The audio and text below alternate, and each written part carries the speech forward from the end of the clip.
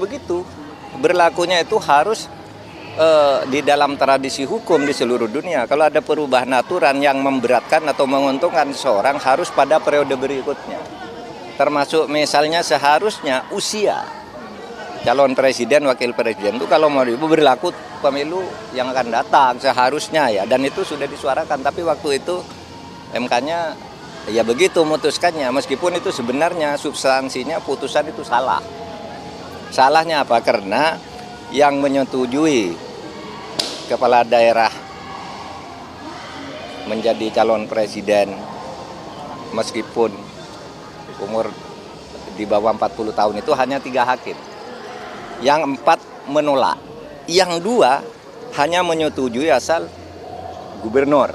Sudah pengalaman di gubernur. Lah ini yang hanya setuju digabungkan ke yang 3 ini sehingga 5-4 akhirnya. Itu kan kesalahan, dan kesalahan itu sudah dibuktikan bahwa itu salah, yaitu ketua MK-nya yang mengarahkan ke arah ini Pak Anwar Usman sudah dipecat dari ketua. Itu karena bukti salah, dan itu nanti bisa menjadi bukti juga dalam gugatan di Mahkamah Konstitusi.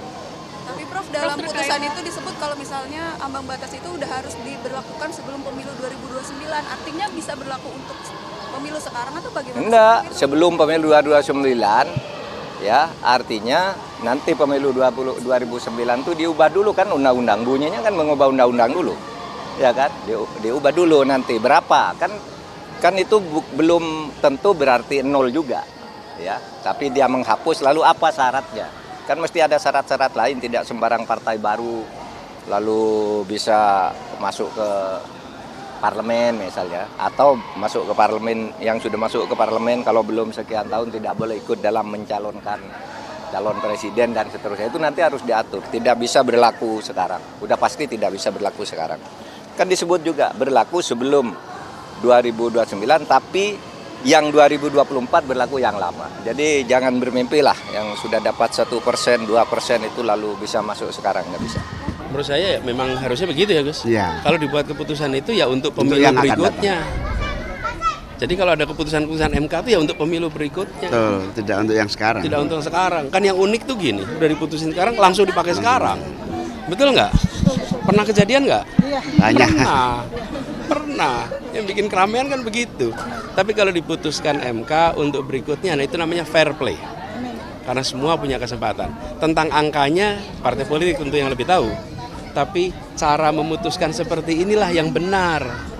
Betul nggak Gus? Ya, untuk pemilu. Termasuk seharusnya dihapus. Ya itu keputusan MK yang tentu harus dihormati. Ya, saya harus menyatakan, saya belum tanya ke teman-teman PSI ya, walaupun jelas kami akan dengan sangat gembira, PSI akan dengan sangat gembira menyambut keputusan tersebut ya. Karena memang sejak lama kami sebetulnya juga berharap itu bisa diubah aturan minimal 4% tersebut.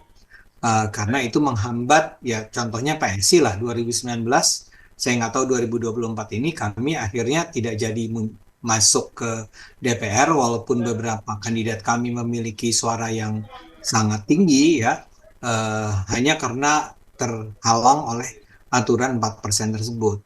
Aturan tersebut menurut kami sama sekali tidak layak, tidak diperlukan, dan saya rasa ini lebih memang mencerminkan adanya keinginan dari partai-partai besar yang terganggu dengan kehadiran partai-partai kecil yang barangkali juga berkualitas, tapi juga belum cukup bisa membangun basis suara yang baik ya di kalangan masyarakat. Jadi kita sambut gembira, ini adalah sebuah langkah demokratisasi yang sangat sangat baik ya, sangat patut disambut gembira. Sebagaimana juga sebelumnya Mahkamah Konstitusi telah mengubah batas minimal usia calon presiden dan wakil presiden dari usia 40 ke 35 tahun. Ini juga naiknya atau hilangnya batasan parliamentary threshold ini sungguh-sungguh baik buat demokratisasi.